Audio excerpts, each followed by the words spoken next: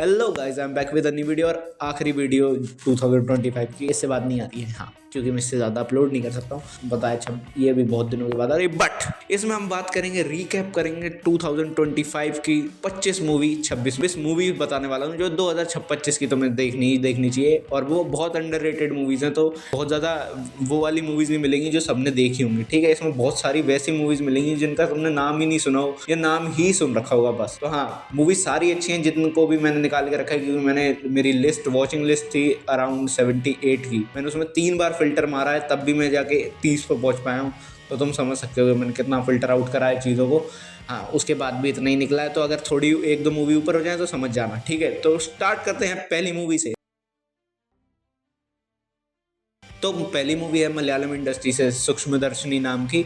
इसमें लीड में नाजरिया फहद फासिल की बीवी, और मतलब एक्टिंग अच्छी है। तुमने अगर बेंगलोर डेज देख रखी है तो अच्छी एक्ट्रेस है। ये मूवी है एक नेबरहुड की, कि कैसे एक नेबरहुड में कुछ लोग वापस से रिलोकेट होकर अपने घर वापस आ जाते हैं, पर कुछ सस्पिशियस हो रहा था। तो उनके पड़ोसियों ने, या कह सकते हैं सूक्ष्मदर्शिनी ने, अपना दिमाग लगा के ये सब सॉल्व किया कि क्या हो रहा है आसपास। नेक्स्ट मूवी है मानाडू, इंडिया की सबसे पहली, या मतलब कह सकते हो सबसे पॉपुलर टाइम लूप मूवी। तो मैं चाहूँगा तुम देखो, अच्छी मूवी है।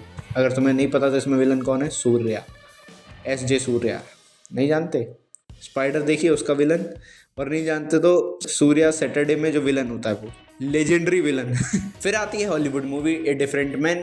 ए डिफरेंट मैन एक बहुत डिफरेंट मूवी है, क्योंकि एक वो ऐसे पर्सपेक्टिव को दिखाती है जो कि हमने इससे पहले नहीं देखा। एक बंदा जो कि थोड़ा अलग दिखता है लोगों से, उसको लगता है कि वो कितना ख़राब है, बट जैसे ही वो उसको चेंज कर देता है तो उसकी जगह जो बंदा होता है, मतलब नया जो उसकी जगह उसके जैसा ही दिखता है, वो आता है जब उसकी ज़िंदगी में, तो उसको समझ आता है कि ये क्या हो रहा है। मतलब बहुत ही दिमाग चलाने वाली मूवी, मैं चाहूँगा कि तुम देखो। और फिर आती है पन्नी, पानी पनी ऐसा नाम है मूवी का। ये अगर तुमने, सबसे बड़ी जो थ्रिलर है इराटा, इराटा ही नाम है उसका, उसके डायरेक्टर, उसी के एक्टर ने जब खुद डायरेक्शन किया, एक मूवी बनाई क्राइम थ्रिलर, उसका नाम है पानी। और मूवी है अच्छी, मतलब तुम देख सकते हो, मुझे पता है तुम लोगों ने देखी। फिर एक और मूवी आती है स्पीक नो इविल, एक हॉलीवुड मूवी जो कि एक स्पेनिश मूवी का रीमेक है, स्पेनिश या डच मूवी का।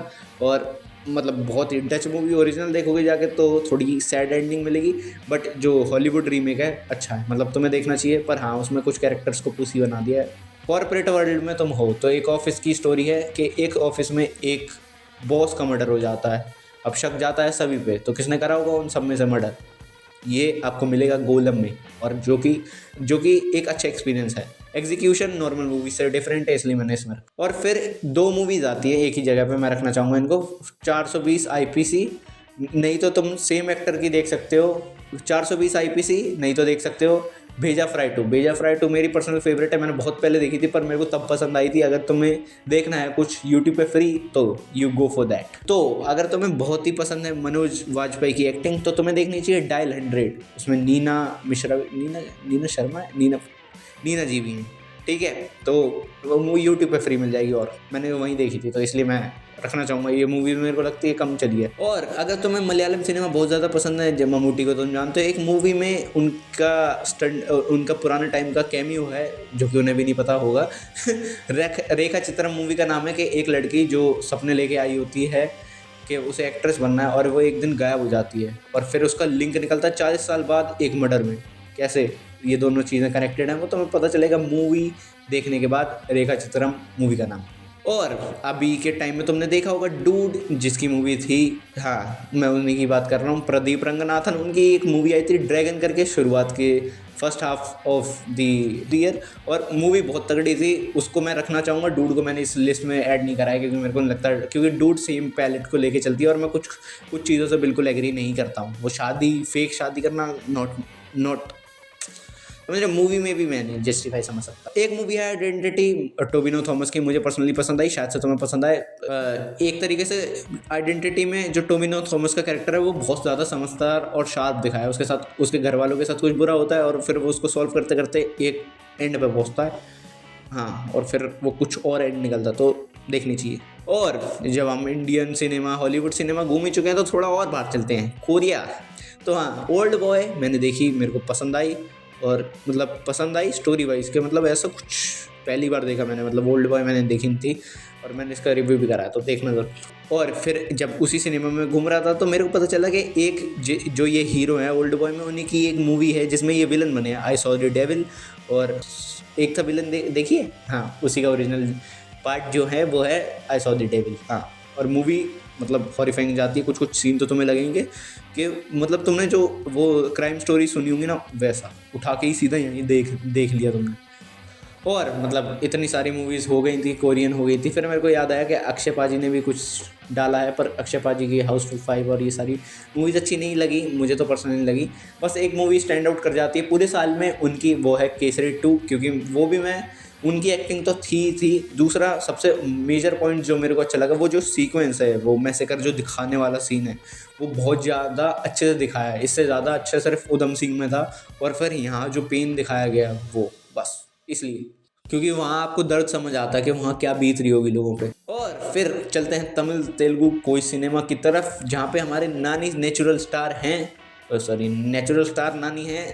आई थी हिट की इंस्टॉलमेंट 3, हिट 3, और उसमें जो अर्जुन सरकार ने मैसेकर मचाया। देखो मार्को में रख सकता था, पर मार्को लेवल चीज़ जो एक पुलिस वाला कर रहा है, वो भी एक हिट यूनिवर्स में, और वो भी नेचुरल स्टार नानी भाई। तुम समझ रहे हो, ऐसा होता नहीं है। तुम उनकी जर्सी मूवी देखना, ये पता नहीं क्यों ऐड कर दी, बट हाँ नानी की हिट 3, अगर तुम्हें एक्शन से पैक्ड कुछ देखना है, रियल एक्शन, तो यू गो फॉर दैट। और फिर एक फैमिली जो, और फिर अब आते हैं यूट्यूब पे ही फ्री एक मूवी जिसमें फैमिली के अंदर की बातचीत चलती है, राम प्रसाद की 13वीं। एक अच्छी मूवी है, दिखाती है कि फैमिली में जो सबसे बड़ा मुखिया है सबके पापा जी, दादाजी मान सकते हो, दादाजी के मर के कोई उनकी डेथ हो चुकी है। उसके बाद सब लड़ रहे हैं आके कि ये हम रखेंगे, वो हम रखेंगे, माँ को आप अपने साथ रखो, और क्या होगा। तो वो पूरा जो फैमिली का चीज़ें चल रही हैं, वो देखने में लगता है अच्छा। लास्ट में दिखाई भी जाती है कि सबकी अपनी अपनी वनरेबिलिटीज़ हैं, सब लड़ रहे हैं उस चीज़ से, कोप अप करने की कोशिश कर रहे हैं, पर कोई नहीं पा रहा, सेव नहीं हो पा रहा कोई। फिर आती है एक स्लीपर हिट, जो कि बहुत ही स्लीपर हिट हो गई है, जिसका नाम है टूरिस्ट फैमिली। अगर नहीं देखी है तो जस्ट जाके देखना, बहुत अच्छी मूवी है।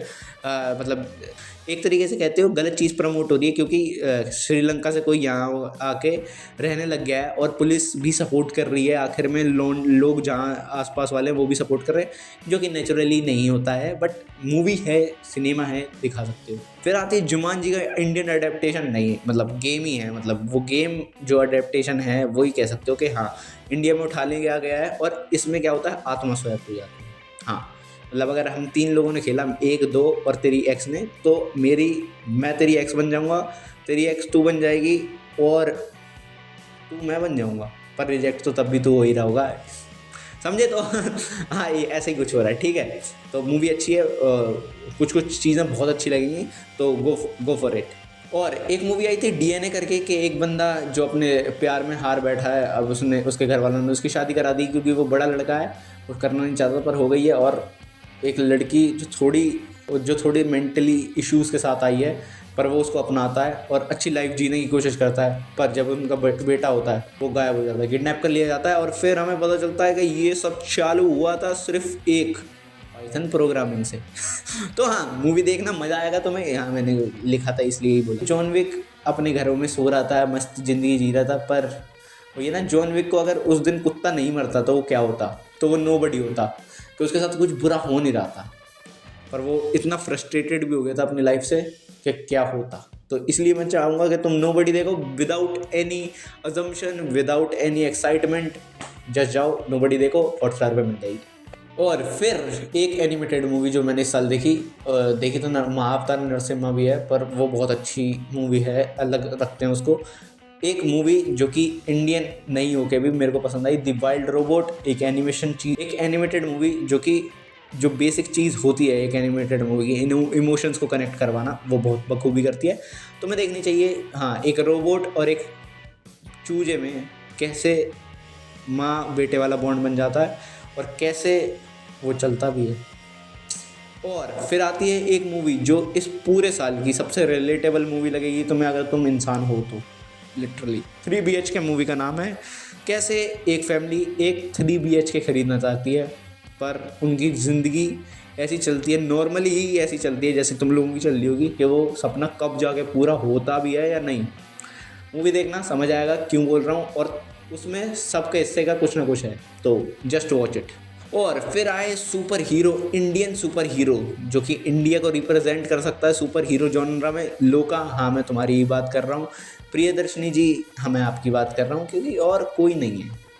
कौन भाई भेड़िया, कौन भाई थामा, नो, लोका।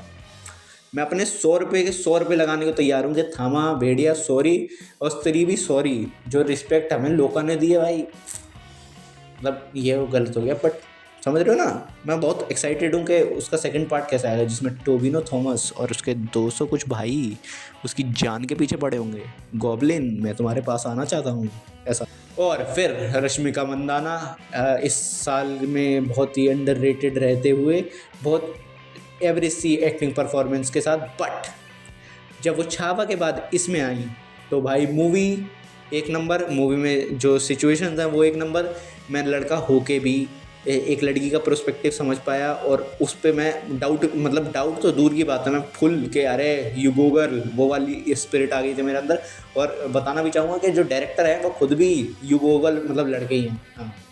और और फिर मैंने साल की आखिरी मूवी कह सकते हो देखी, लिटिल हार्ट्स करके, मेरे को बहुत, बट हाँ मूवी अच्छी है, तुम्हें वन टाइम वॉच ज़रूर रखना चाहिए, क्योंकि कुछ कुछ जोक्स ऐसे हैं ना जो कि तुम्हें हिंदी में हंसा देते हैं। मतलब काश मैं वो सीन डाल पाता। एक सीन है जिसमें एक बंदे को पता चलता है कि उसकी कज़न को, जिसको वो पसंद करता है, कज़न को ही अपनी, उसको किसी लड़के ने वो कहा है कि लव लेटर दिया है, तो उसके पापा ने उसको बताया हो कि तेरी कज़न को। तो वो लड़का जाता है उस लड़के जिसने लव लेटर दिया होता है उसके पास, जाता है, उसको गंदी गंदी गालियाँ देता है। फिर उस लड़के का रिप्लाई पता है क्या होता है? ये जो तूने मुझे अभी बोला है ना, ये अपनी माँ को जाके बोलियो। तो वो इतना फनी लगता है ना, अभी शायद से फनी ना लगा हो, बट हाँ जब बोलता है बहुत तगड़ा लगता है। और फिर इस सीरीज़ को ख़त्म करते हैं थोड़ा मजाक मस्ती के साथ। हाँ एक मूवी, जिस प्रेम आलू वाले एक्टर को जानते हो तुम, हाँ जो लोका में भी था, हाँ उसी की एक मूवी आई थी, अल्लाहपुरा जिम खाना। और मूवी क्या मज़ेदार है। चारों लौंडों को कुछ नहीं मिल रहा है, जीवन में फेल ही होते जा रहे हैं, उनके मार्क्स भी पूरे नहीं आए हैं कि वो कॉलेज ले पाएँ, तो वो स्पोर्ट्स कोटा के थ्रू कॉलेज लेने की सोचते हैं, जिसके लिए उन्हें एक स्पोर्ट खेलना पड़ेगा, नहीं स्टेट को रिप्रेजेंट करना पड़ेगा। तो क्या करते हैं वो, ऑब्वियसली एक स्पोर्ट चूज़ करते हैं जो कि होता है बॉक्सिंग। और क्या वो अच्छा कर पाते हैं? अच्छा कर पाएँ या ना कर पाएँ, पर एंड तुम्हें मज़ा ना दिलाए, हंसी ना दिलाए तुम्हारे चेहरे पे, तो मैं रिव्यू करना छोड़ सकता हूँ और बोलो, ठीक है। तो मैं मिलता हूँ इसी लिस्ट के साथ, एंडिंग लेता हूँ, और मैं कहूँगा आखिर में happy new year to you all. और मतलब तुम खुश रहो, मस्त रहो, अगर हो सके तो सब्सक्राइब कर दो, मेरी भी न्यू ईयर को अच्छा बनाओ। और मतलब मैं चाहूँगा अगले साल के लिए 2-3 चीज़ें ही बोलना, कि मैं चाहता हूँ कि अगले साल मैं थोड़े रिस्क ले पाऊँ, मैं चीज़ों को एक्सपेंड कर पाऊँ अपने मन से, मतलब। और दूसरी चीज़ मैं चाहता हूँ कि मैं इससे कमा पाऊँ अपनी ऑडियंस ढूंढ के, ठीक है। तो मिलता हूँ भाइयों, बाय बाय, ठीक है। बहुत लंबी वीडियो हो गई, टाटा बाय बाय। अरे हाँ हाँ हाँ सॉरी, स्वस्थ रहना, मस्त रहना, बुरी से दुरुस्त रहना, आते रहना अल्फाबेट पे वापस है, तब तक के लिए टाटा बाय बाय।